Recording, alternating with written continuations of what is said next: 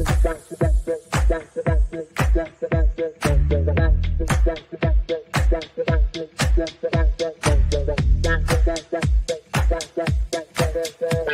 Connections Radio presents. Welcome to Vegas Hockey Hub here on PRConnectionsRadio.com, the voice of new media. I'm host Ian Kelly, and on this edition of Vegas Hockey Hub Recap, where we break down every single thing that's going on with your Vegas Golden Knights, we're going to be talking about the most recent event that happened, and this was really interesting. And something really happened. And when it comes to your Vegas Golden Knights and what happened here, some good positives, a little bit of negatives, but we'll talk about that later. But overall, this was a very good situation. And I will say, when it comes to the Vegas Golden Knights, I really think that there's going to be some positives moving forward in the future. So I will say this is going to be a really good episode and something that you're going to be wanting to watch here on Vegas Hockey Hub. Now, go to PRConnectionsRadio.com, the voice of new media. Check out all the amazing content we have on the network, including Vegas Hockey Hub. So go to the website. We have about a dozen shows on network. So we are on PRConnectionsRadio.com, the voice of new media. Also, go to the social media pages. They're also on all social media platforms at PR Connections. Or if you want to follow us on social media, we are on all major platforms at Vegas Hockey Hub. And if you want to follow your host, I'm also on social media as well, right down below at Ian J. Kelly. Or if you want to help support me, I also write articles on the sportsangle.com. And I actually wrote an article very recently talking about the Toronto Maple Leafs, actually getting into a little bit of hockey. So if you want to go to my website, www.sportsangle.com, and support my articles, that would be great as well. So getting into this episode and breaking down this recap of what just happened with the Vegas Golden Knights, we're going to have to start this out by actually talking about the rest of the NHL for just a quick minute, as when it comes to the Vegas Golden Knights, everything that's been going on now and moving on towards the rest of the season. Right now, the wild card standings have been going berserk right now between the Vegas Golden Knights and really who's battling for spots in the wild card. So when we really sit here and look at when you look at the current wild card standings with the Vegas Golden Knights organization and who is battling with them around the NHL. So in the Central Division, right now the top three spots are pretty secure. Dallas, Colorado, Winnipeg, all over 90 points already at this moment in time. So it's a pretty safe bet to say they're going to be making the playoffs. The Vancouver Canucks have the most points out of anybody in the Western Conference at 92 points for Vancouver. So once again, pretty solidified that the Vancouver Canucks, who are the Pacific Division leader, are going to be in the playoffs. Now, the Edmonton Oilers organization right now are at 84 points on the season. They are currently 5 points ahead of your Vegas Golden Knights. And for the last spot in the Pacific Division, the LA Kings are at 79 points. Your Vegas Golden Knights are at 79 points. And then when you also look at who else is around the standings between the Vegas, the St. Louis Blues organization is 4 points behind your Vegas Golden Knights at 75. Minnesota Wild are 1 point behind St. Louis at 74. And then on the outside, really looking in, is the Calgary Flames at 71 points. And I didn't even mention who the leader of the wildcard standings is, and that's the Nashville Predators at 82 points on the year. So when you really sit here and examine what the points are with your Vegas Golden Knights organization, I mean, the top four is pretty secure, okay, in the Western Conference, okay? The top four spots, the Central Division winner, Colorado Avalanche, they are going to be locked in. Vancouver in the Pacific is locked in. The second and third seed in the Central, which would be Dallas and Winnipeg, that is pretty secure. And then Edmonton is currently 5 points to the good. So unless something drastic happens with the Edmonton Oilers and they just have an epic collapse, let's just sit here and assume that the Edmonton Oilers at the second spot in the Pacific, they will be locked in. Now, the final two spots in the Pacific Division and the last wild card spot in the Central, that's where it really starts to heat up. Because like I just mentioned, Nashville is 3 points to the good. Nashville at 82 points, they have the first wild card spot. LA and Vegas are right now tied at 79. Now, due to tiebreakers, the Los Angeles Kings would have the third and final spot in the Pacific Division, and then your Vegas Golden Knights would have the 8th and final seed in the playoffs as of right now. But we have to look at this logically. The St. Louis Blues only being 4 points behind your Vegas Golden Knights, that is not that big of a window. And really factoring in that you have 14 games left at this point, and you're going to have a lot of question marks considering the Vegas Golden Knights, because a 4-point window is really only a 2-game cushion for your Vegas Golden Knights. The Minnesota Wild at 74 points. That is, like I said, a 5-point gap. So if you have 2 wins and 1 overtime loss, and let's say the Golden Knights start losing over the next 14 games, that closes the gap between Minnesota and Vegas. And for the Calgary Flames, who are still in contention with 71 points, they are a team that is 8 points back from the wild card spot. But, hey, we saw the Edmonton Oilers win like 17 games in a row at the beginning of this around December and January. So anything is possible in the NHL. I mean, it's always possible and logically. Now, my opinion on this is Nashville has been so solid as of late that I would not be surprised if Nashville held on for the last 14 games. And the LA Kings have been so suspect this season that I can't trust LA.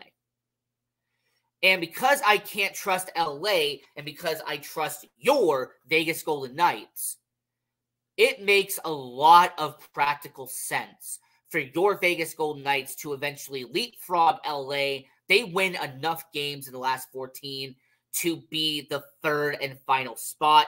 And considering there is a 7-point gap between Vancouver and Edmonton, it would be a safe bet that your Vegas Golden Knights would take on the Edmonton Oilers in the first round. And if not, let's just say for argument's sake, the LA Kings do hold on and your Golden Knights would be the second and final wild card.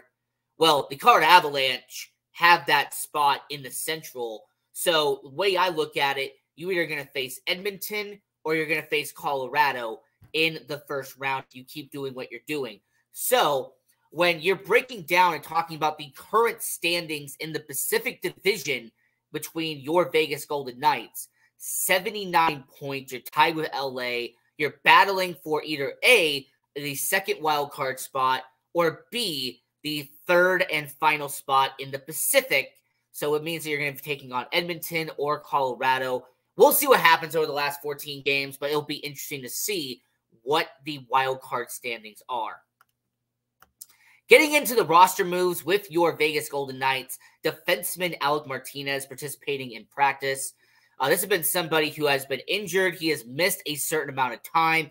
And with him participating and playing in the practice with the Vegas Golden Knights, and the fact that this is actually the first home game that the Vegas Golden Knights have had in about a week and a half, Alec Martinez back skating around, playing around, wearing a normal contact jersey, because a few episodes ago we talked about him being in a red no contact jersey.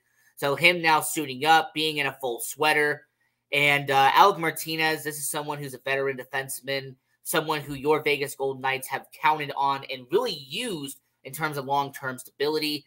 And hopefully when he comes back, this will be somebody that the Vegas Golden Knights use as a veteran to really have a good idea of what is going to be happening there. And then with the lineup changes, they actually made a huge change on defense. Ben Hutton is back in the starting lineup. He would be replacing Zach Whitecloud on the third defensive pairing. And then Nick Hague is out as well. So they essentially swapped out the third defensive pairing, and they took out Whitecloud, they took out Hague, and they have put in Ben Hutton, and they've put in the now returning Alec Martinez. And, you know, the starting lineup for this game, because you have the Golden Knights and you have the Devils, and this is going to be a Golden Knights team when you actually study the starting lineup. Really interesting what happens here. Because you have a Vegas Golden Knights team that defensively, you have Pietrangelo and Hannafin, you have McNabb and Theodore, and then Hutton and Martinez, which is kind of an odd situation, but these are both guys who can play defensively. And then on the forwards lines, this has actually stayed kind of the same from the last couple of games. On the first line, you have Jack Eichel, Ivan Barbashev, and Jonathan Marchessault. On the second line, you have Chandler Stevenson, Anthony Mantha, and William Karlsson. Third line, you have Michael Amadio, Pavel Dorofeev, and Brett Howden. And then on the fourth line, you have William Carrier, Nick Waugh, and Keegan Kolazar. So overall, for your Vegas Golden Knights organization, this roster over the next dozen games seems pretty concrete. Unless injuries happen or unless there is somebody who comes back from a major injury, I expect this to be your roster heading into the playoffs, because this is kind of what you're being set in stone right now. I mean, players who aren't in the starting lineup right now, people like Paul Cotter, he isn't there. You also have Tomas Hertl, but we're going to have to wait and see what happens with him. Mark Stone, hopefully he can come back, but there's no guarantee that he will be coming back. So this starting lineup, there might be one or two combination changes that happen in the Stanley Cup playoffs. But overall, these starting lineups and these lines on the forwards and on defense seem pretty concrete. It is going to be what you're going to have with your Vegas Golden Knights organization. So once again, on line one, Barbashev, Eichel, and Marchessault. Line two will be Karlsson, Stevenson, and Mantha. Third line would be Amadio, Howden, and Dorofeev. And then on the fourth line, it will be Kolazar, Waugh, and Carrier. And then in net for your Vegas Golden Knights will be someone who's been a dependable rock for you, and that is Logan Thompson. And this is going to be a situation where Logan Thompson, he's been in net. You can trust him. You can count on him. And we'll see how he does in this game. I mean, after all, Logan Thompson has been somebody who Aiden Hill has been playing the last couple of weeks more often than Logan Thompson has. And, you know, when it comes to Logan Thompson, this is going to be a guy where hopefully when it comes to the playoffs, we have to make a decision on who the starting goaltender is. We actually made a video on Vegas Hockey Hub very recently. Go to the website, go to our social media pages and check it out, where I talked about, do the Golden Knights have a goalie problem and who's going to be in net for the playoffs when it comes to starting goaltenders. And I broke down Hill and I broke down Thompson, and you can make that argument for yourself. You can make a conclusion on your own, but it will be very curious to see what happens moving forward, because Aiden Hill has been starting a lot more often, but then Logan Thompson, when he has been in net, he has been very solid and very concrete for the Golden Knights. Now, getting into the game itself, in the first period, there was not much that happened here. Jack Eichel, there was an opportunity for him to score in the first period, but it just went wide and went past Jake Allen. And then there was also two penalties that happened in the first period. Jonathan Marchessault would suffer an interference penalty against Dawson Mercer. He would go to the penalty box, and kind of similar to what's been happening the last couple of games, the Vegas Golden Knights would kill off this penalty. So the penalty kill started out 1-for-1 this season in this game for the Vegas Golden Knights. And then about a few minutes left in the first period, Dawson Mercer, who had that penalty called against him with Jonathan Marchessault, he would go to the penalty box as he would get a high sticking against Chandler Stevenson. Now, the Vegas Golden Knights, unfortunately, there was an opportunity by William Karlsson it just did not connect, and the Vegas Golden Knights would stay 0-0. They did not score on the power play. So despite being 1 for 1 on the penalty kill, they were 0 for 1 on the power play. And at the end of the first period between New Jersey and Vegas, your Vegas Golden Knights would be 0. New Jersey would be 0. And I really like the situation with the Vegas Golden Knights. You could tell that in this game, the Vegas Golden Knights were trying to get down onto the offensive zone. This was a team that had a really solid forecheck. They made sure to get back on the defensive zone, make sure they're back checked. They would pound the boards, get people into situations. I like that, considering the New Jersey Devils are a team that's very about finesse. They're a very skill-based team. And obviously, we actually know some of these players who are with the New Jersey Devils organization. Nick DeSimone, he was somebody who was acquired by the Golden Knights a few years ago. You also have Eric Holla. He played here the first 2 seasons. You have Tomas Nosek, who played on that fourth line in Vegas for the first couple of years. So, yeah, really interesting seeing a few guys who are part of the Golden Knights organization, but back playing in New Jersey. And overall, in this game between New Jersey and Vegas, after the end of the first period, is 0-0. And I like the confidence we saw from the Vegas Golden Knights heading into the second period, where unfortunately, this was kind of an unfortunate period, as in the second period, all that happened was penalties. As Alex Pietrangelo, he would go to the penalty box in the second period with a high sticking penalty. He would get it against Nico Hischier. And then halfway into the second period, you would have Andre Palat. He would get a tripping penalty against William Karlsson. And once again, I have to give praise to the penalty kill for being 2 for 2. But I also have to say that the power play, unfortunately, did not connect in this game. And the Vegas Golden Knights would be 0 for 2 on the power play. In this game, during the second period, Ben Hutton had a shot from the high slot that I thought could have a chance of going past Jake Allen, but it was a redirect, and it just did not get past Jake Allen. So after the end of the second period, you would have a 0-0 game still. So a really good defensive matchup. The goaltenders were doing a really stellar job in net with Jake Allen and Logan Thompson. And when it came to this matchup, you go into the third period, and it was pretty much, to me, whoever scored the first goal would probably carry the momentum heading into the rest of the game. Now, who would score the first goal of the game in the third period? Well, it wouldn't be Vegas, unfortunately, as former number 1 overall pick Nico Hischier with his 22nd goal of the season.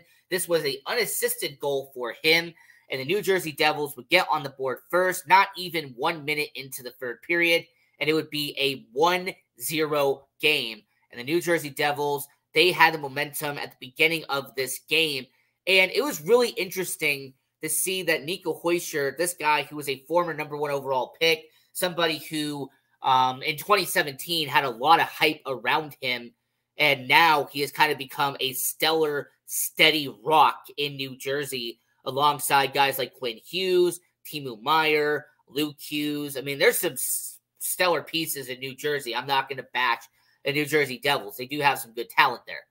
So with Nico Hischier, him scoring that goal, it would be 1-0. But 2 minutes later, your Vegas Golden Knights would get back on the board as William Carrier, with his 6th goal of the season, assisted by Alex Pietrangelo and Noah Hanifin. And just like that, it is 1-1 between the Vegas Golden Knights and the New Jersey Devils.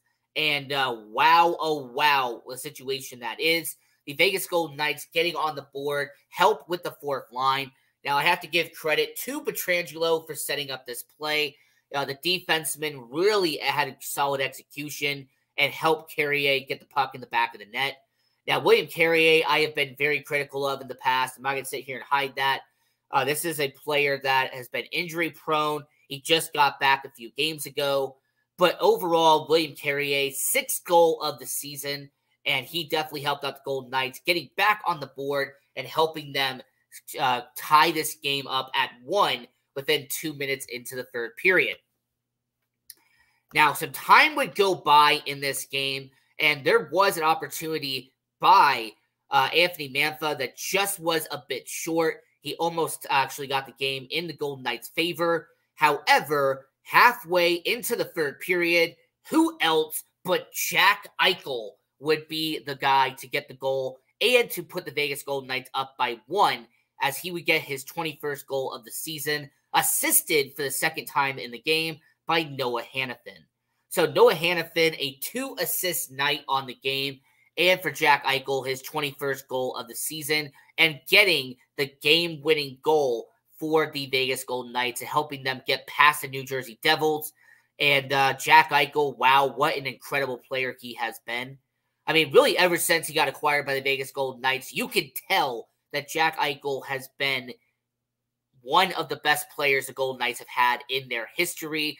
So for Jack Eichel, 21st goal of the season. And overall, this was a situation where Jack Eichel, he has been the guy who has stepped up in times when some people have not been there.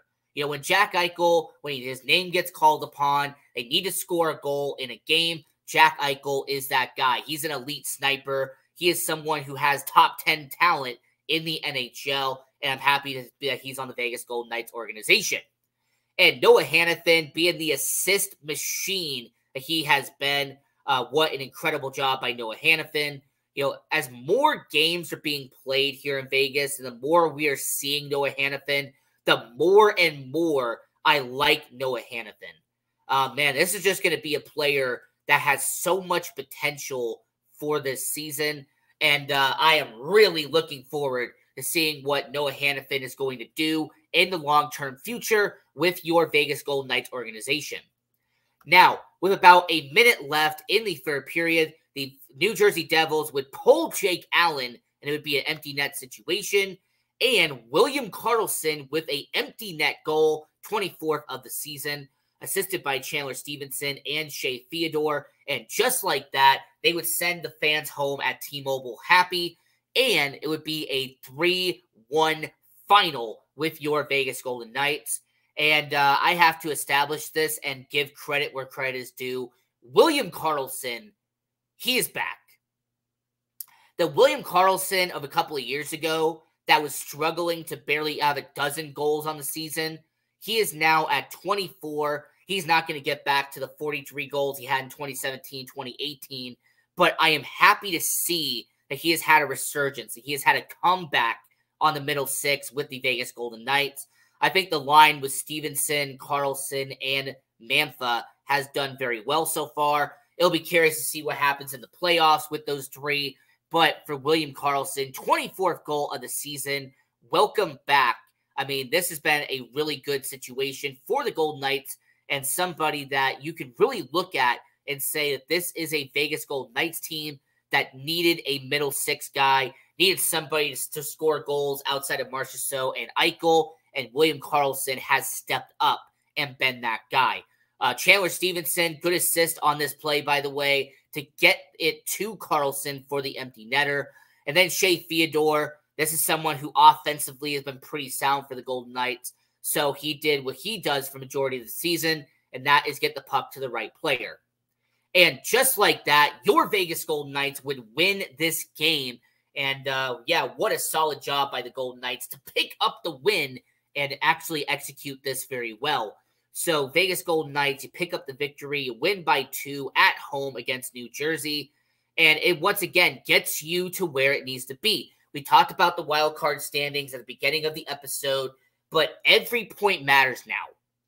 And I know that's a cliche, and I know that a lot of announcers and broadcasters say that, but as a commentator, it does matter. Having 2 points for the remainder of the season, we have 14 games left. For the remainder of the season, your Vegas Golden Knights are going to have to win, win, and win.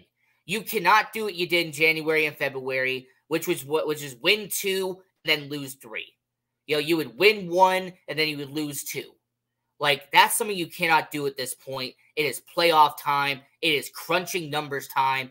And for your Vegas Golden Knights, you pick up 2 extra points, and you're staying in the battle with LA. You're staying in the battle with Nashville for the wild card. And will be really interesting to see how Vegas does for the remainder of the season. And hopefully your Vegas Golden Knights will find a way to get that last spot in the Pacific Division, because I'm not going to speculate. I'm not going to go there. But for your Vegas Golden Knights, do you really want to face Colorado? Be honest. Do you really want to face Colorado in the first round, or do you want to face Edmonton? And you can go into the comments. You can go on social media. You can tweet at us at Vegas Hockey Hub. You can let me know, who would you really want to face? Because Colorado, they would be the one team you would have to face come playoff time. Let's say, for argument's sake, Vancouver finds a way to be that team. Do you want to face Vancouver? Do you want to face Colorado? Do you want to face Edmonton? Out of all the options, who do you want to face? Now, for player of the game for the New Jersey Devils and Vegas Golden Knights game, I have to go with the guy who scored the game-winning goal, and that is Jack Eichel. So Jack Eichel, really solid job. I like what we saw from him in this game, and I can appreciate the fact that Jack Eichel has become one of the best players and one of the best marquee guys the Vegas Golden Knights have on the roster and in this organization right here and right now. And for Jack Eichel, will be really interesting to see what he does come playoff time. We saw what he did this past postseason when your Vegas Golden Knights won the Stanley Cup.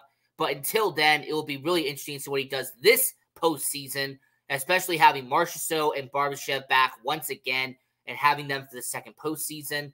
So Jack Eichel, player of the game. I like what we saw from him with New Jersey. And by the way, Jack Eichel, I want to give you credit here. You had 8 shots on net in this game. You were definitely putting in the work. Now, the Vegas Golden Knights, this is their win-loss record as of right now. And the Vegas Golden Knights are once again competing for that spot for the wild card. Will be really interesting to see how the Vegas Golden Knights do in terms of long-term. And the team stats in this game between the Vegas Golden Knights and the New Jersey Devils, this is a very good topic to really go down. The Vegas Golden Knights outshot New Jersey 37-21. So they definitely had a lot more shots than what New Jersey did. The Vegas Golden Knights had double the amount of hits New Jersey had, 25-12. Vegas only had 2 penalties. New Jersey only had 2 penalties. And the Golden Knights were 0-2 on the power play, and they were 2 for 2 on the penalty kill. Now, in the faceoff circle, it is kind of around even. New Jersey won 52% of their faceoffs. So, yeah, 52-48. That is kind of around even, a little bit of a positive for New Jersey, but not that big of a difference. And the rest of the team stats for New Jersey and Vegas, you had 21 block shots for Vegas compared to 12 for New Jersey. And in the takeaway column, this was a massive W for Vegas, as the Golden Knights only had 15 takeaways, only 15, as the New Jersey Devils had 7. So when you have double the amount of takeaways, that's going to help you win in the long term. So until next time, I'm your host, Ian Rakelli. We were doing the recap here, talking about the Golden Knights and the New Jersey Devils game. And until next time, I'm your host, Ian Rakelli. And this is Vegas Hockey Hub. Continue watching hockey. Go support junior hockey. And go Knights, go.